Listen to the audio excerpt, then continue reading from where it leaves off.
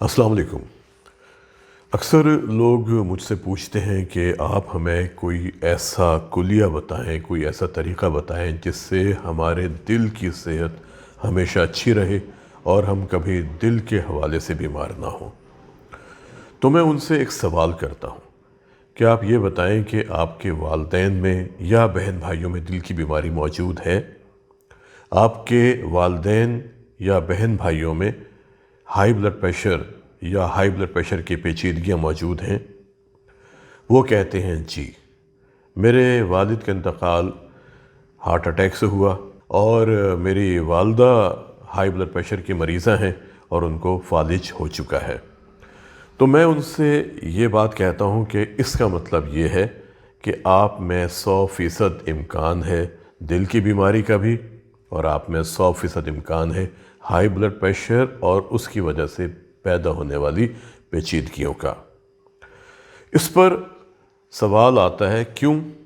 जवाब ये कि अगर हमारी शक्लें अपने माँ बाप से मिलती हैं, हमारा बैठना, हमारा उठना, हमारा चलना फिरना सारा माँ बाप और बहन भाइयों से मिलता है, तो हमारी बीमारियाँ भी वही होती हैं जो वालिदैन में होती हैं या बहन भाइयों में होती हैं। बल्कि मैं तो ये कहूँगा कि अगर वालिदैन को बीमारी 60 साल की उम्र में या 50 साल की उम्र में हुई तो औलाद में ये बीमारी उससे पहले हो सकती है, क्योंकि माँ बाप का ज़माना फिर भी थोड़ा सा मुख्तलिफ था कि वो चलते थे, फिरते थे, उनकी खुराक बेहतर थी, उनका लाइफस्टाइल बेहतर था। लेकिन आजकल के ज़माने में बच्चे तो सेल फ़ोन पे आ गए हैं, कंप्यूटर पे हर वक्त बैठे रहते हैं, उनका काम ही यही है। दुनिया तब्दील हो गई है, सोशल मीडिया का दौर है, लोगों का चलना फिरना ख़त्म हो गया है। मैं ये सोचता रहता हूँ कि आजकल के ज़माने में हमारा चलना फिरना इतना कम हो गया है कि हमारे पाँव कहीं भूल ही ना जाएं कि हम चला भी करते थे, क्योंकि पाँव का और ज़मीन का एक रिश्ता होता है। ये रिश्ता बरकरार रहना चाहिए। जितना हम खाली पेट क़ुव्वत बर्दाश्त के मुताबिक अच्छे मौसम में सूरज निकलने से पहले चलेंगे, उतना ही हमारी सेहत बेहतर होगी। दिल की बीमारी के बारे में, हाई ब्लड प्रेशर के बारे में, हाई ब्लड प्रेशर की पेचीदगियों के बारे में अंदाज़ा लगाना बहुत आसान है। एक बात और मैं सबसे कहता हूँ कि अगर आप हार्ट अटैक से बचना चाहते हैं, आप अपना लाइफस्टाइल मॉडिफाई करें, आप खुराक में तब्दीली लेके आएँ। आपकी खुराक में सब्ज़ियाँ होनी चाहिए, आपकी खुराक में फल होने चाहिए, आपकी खुराक में अजनास होने चाहिए, आपकी खुराक में चिकनाई, चीनी का इस्तेमाल कम से कम होना चाहिए। बल्कि हम तो ये कहते हैं कि बाज़ लोगों में गंदम भी इंसान के लिए नुकसानदेह है, क्योंकि गंदम में जो ग्लूटन होता है ये वैसे ही पेट के अमराज पैदा करता रहता है। और आप ये देखिए, हम जो सब कॉन्टिनेंट के लोग हैं, इनके पेट हमेशा ही ख़राब रहते हैं। उसकी मेन वजह मेरे नज़दीक गंदम का इस्तेमाल है। आप फार ईस्ट के लोगों में देखें, उनकी खुराक चावल है। अब चावल में ग्लूटन नहीं होता, लेकिन गंदम में ग्लूटन होता है, और इसकी वजह से पेट के मसाइल हमेशा ही रहते हैं। कभी पेट में अफारा हो गया, कभी गैस बन गई, कभी इंडाइजेशन की फीलिंग होती है। लेकिन जिस दिन हमने गंदम का इस्तेमाल कम कर दिया या गंदम का इस्तेमाल ख़त्म कर दिया, तो हमने ग्लूटन की सोर्स को बंद कर दिया। आप ये सवाल कर सकते हैं कि ग्लूटन हर इंसान को तो तंग नहीं करता, मैं मानता हूँ, लेकिन फिर भी हमने देखा कि एहतियातन अगर हम गंदम का इस्तेमाल कम से कम करेंगे तो हमारे पेट के मसाइल बहुत हद तक हल हो जाएंगे। फिर हम कहते हैं कि अगर आप तंबाकू का इस्तेमाल करते हैं, सिगरेट पीते हैं, सिगार पीते हैं, शीशा पीते हैं, निस्वार खाते हैं, पान का इस्तेमाल करते हैं, पान में तंबाकू का इस्तेमाल करते हैं, तो इसे फौरी तौर पर ख़त्म कर दें। जिस दिन आप सिगरेट, सिगार, पाइप बंद करते हैं, उसी दिन से 50% इम्कान ख़त्म हो जाता है हार्ट अटैक का और फालिज का। क्योंकि सिगरेट के धुएं में वैसे भी बेशुमार केमिकल्स पाए जाते हैं, बेशुमार जहरीले मादे पाए जाते हैं, गैसेस पाई जाती हैं, जो ना सिर्फ दिल के लिए, दिल की नालियों की सेहत के लिए, जिस्म की नालियों की सेहत के लिए बहुत नुकसानदेह हैं, बल्कि इनकी वजह से कैंसर के इम्कान का ख़तरा भी बहुत बढ़ जाता है। तो जिस दिन आपने سگریٹ بند کیا اسی دن 50% امکان کم ہو جاتا ہے ہارٹ اٹیک کا، فالج کا، کینسر کا، کیونکہ آپ نے ان کیمیائی مادوں کی، آپ نے ان گیسز کی اور آپ نے ان زہریلے مادوں کی ایک بڑی سورس کو ختم کر دیا ہے۔ پھر اگر آپ الکوہل کا استعمال کرتے ہیں، الکوہل کا استعمال بند کر دیں، کیونکہ الکوہل میں ایتھنول ہوتی ہے، کوبالٹ ہوتا ہے، یہ وہ چیزیں ہیں جو دل کے پٹھوں کو نقصان پہنچاتی ہیں۔ تمباکو نوشی نقصان پہنچاتی ہے دل میں موجود صاف خون لے جانے والی نالیوں کو، اور جسم میں دوسری نالیاں جو موجود ہوتی ہیں جو صاف خون لے کے جاتی ہیں، جنہیں ہم آرٹریز کہتے ہیں۔ اسی طرح الکوہل میں موجود ایتھنول اور دوسرے مادے وہ دل کے پٹھوں کو نقصان پہنچاتے ہیں۔ یعنی تمباکو کی وجہ سے ہارٹ اٹیک کا امکان زیادہ ہو جاتا ہے، فالج کا امکان زیادہ ہو جاتا ہے، جبکہ الکوہل کی وجہ سے دل کے پٹھوں کی بیماری کے امکانات زیادہ ہو جاتے ہیں، اور دل کے پٹھوں کی بیماری ہوتی ہے کارڈیو مایوپیتھی۔ الکوہل کی وجہ سے دل کے پٹھے کمزور ہو جاتے ہیں، دل کے پٹھے بڑے ہو جاتے ہیں، ان میں اتنی طاقت نہیں رہتی کہ یہ خون کو صحیح طور پر پمپ کر سکیں، خون کو آگے پھینک سکیں، جس کی وجہ سے بیکورڈ پریشر زیادہ ہوتا ہے، پھیپھڑوں کے اندر خون کا دباؤ زیادہ ہوتا ہے، جس کی وجہ سے پھیپھڑوں کے اندر پانی آنے کے امکانات زیادہ ہو جاتے ہیں، اور اس کنڈیشن کو ہم کہتے ہیں ایکیوٹ پلمونری ایڈیما، اگر اچانک سے پھیپھڑوں کے اندر پانی آ جائے۔ اس کے بعد اگر ہمارے خون میں شوگر کی مقدار زیادہ ہے، ہمیں ڈائبٹیز ہے، اگر ہمارا بلڈ پریشر ہائی رہتا ہے، اسی طرح ایک بہت بڑا رول ہے کولیسٹرول کا۔ آپ یہ دیکھیے کولیسٹرول ہماری صحت کے لیے بہت مفید ہے۔ کولیسٹرول ایک کیمیائی مادہ ہے جس سے ہمیں توانائی حاصل ہوتی ہے، دل کے پٹھوں کو توانائی ملتی ہے۔ کولیسٹرول ہمارے جسم میں ہارمونز بنانے میں بہت مددگار ثابت ہوتا ہے۔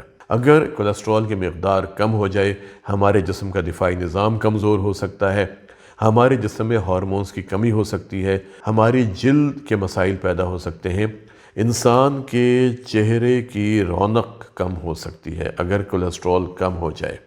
لیکن اگر یہی کولیسٹرول زیادہ ہو جائے تو پھر یہ انسان کے لیے نقصان دہ ثابت ہو سکتا ہے۔ اب خون میں کولیسٹرول کی مقدار ایک تو جینیاتی طور پر متعین ہوتی ہے کہ جینیٹیکلی خاندانی طور پر کچھ ایسے سگنلز آتے ہیں جو خون میں کولیسٹرول کی مقدار کا تعین کرتے ہیں کہ خون میں کولیسٹرول کی مقدار 160 ملی گرام پر ڈیسی لیٹر سے 200 ملی گرام پر ڈیسی لیٹر ہونی چاہیے۔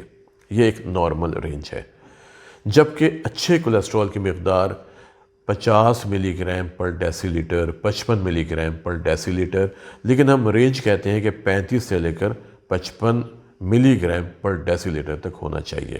ہم برے کولیسٹرول اور اچھے کولیسٹرول، اس کا باہمی تناسب کیا ہے؟ یہ بہت امپورٹنٹ ہے۔ یہ تناسب 5 اور 5.5 کے درمیان میں رہنا چاہیے۔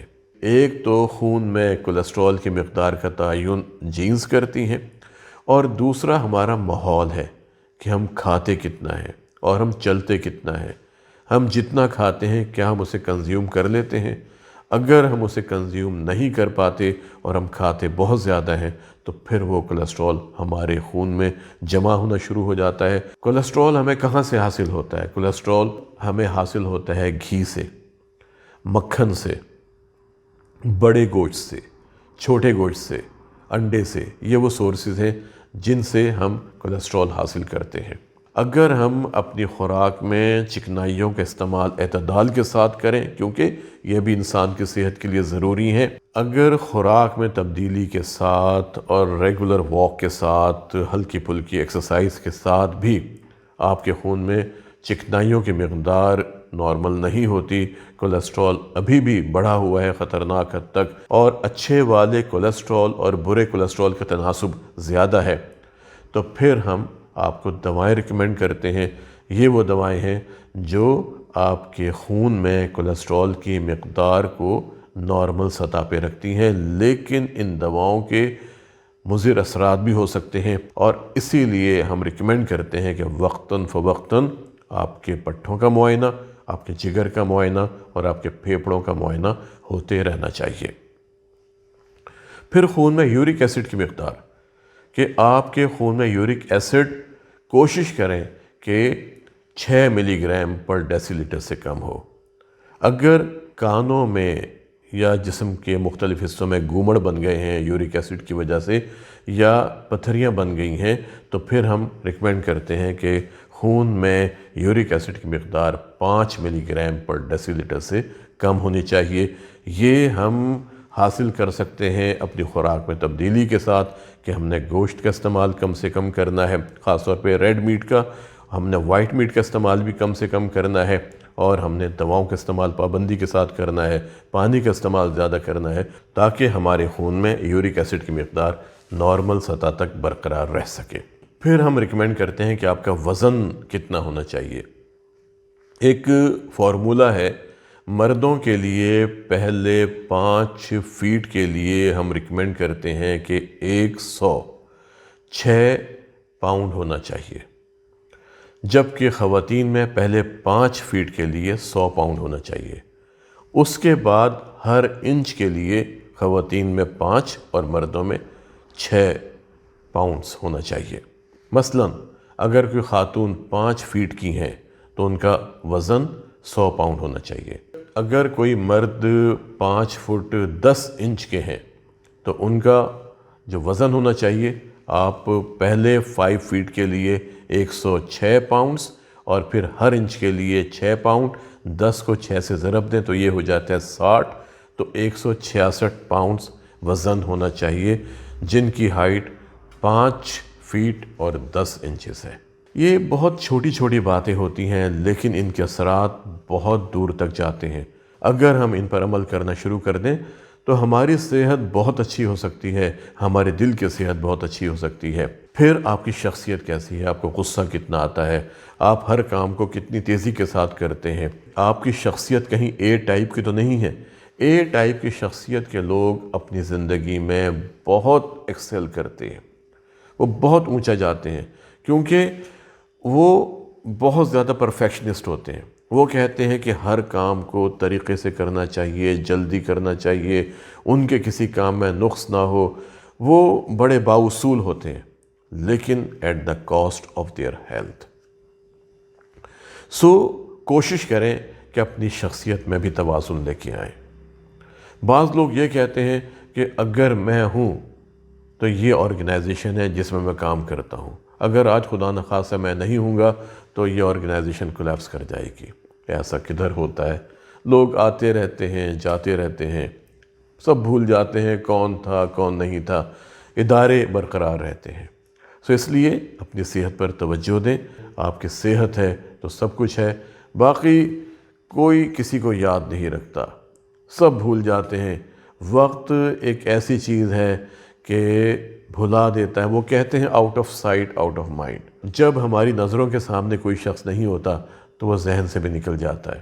ایک بات اور ذہن میں رکھیں، آپ جتنا وقت اپنی فیملی کے ساتھ گزارتے ہیں، یہ وہ وقت ہوتا ہے جو آپ کے سٹریس لیول کو کم کرتا ہے۔ اگر آپ اپنی فیملی میں بیٹھ کے اچھی باتیں کرتے ہیں، ان کے مسائل سنتے ہیں، ان کے مسائل کو حل کرنے کی کوشش کرتے ہیں، اور جو ایک ہلکے پھلکے انداز میں باتیں ہوتی ہیں، اس سے آپ کا سٹریس لیول کم ہوتا ہے۔ اس لیے اگر میں ان تمام باتوں کو سم اپ کروں تو ہم یقینی طور پر اندازہ لگا سکتے ہیں کہ ہمیں ہارٹ اٹیک کا، ہمیں فالج کا، ہمیں دوسری پیچیدگیوں کا کتنا امکان ہے، اور ہم اپنے آپ کو ان بیماریوں سے کیسے محفوظ رکھ سکتے ہیں۔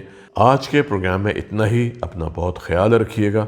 اگلے پروگرام میں آپ سے کسی اور ٹاپک پر بات ہوگی۔ السلام علیکم۔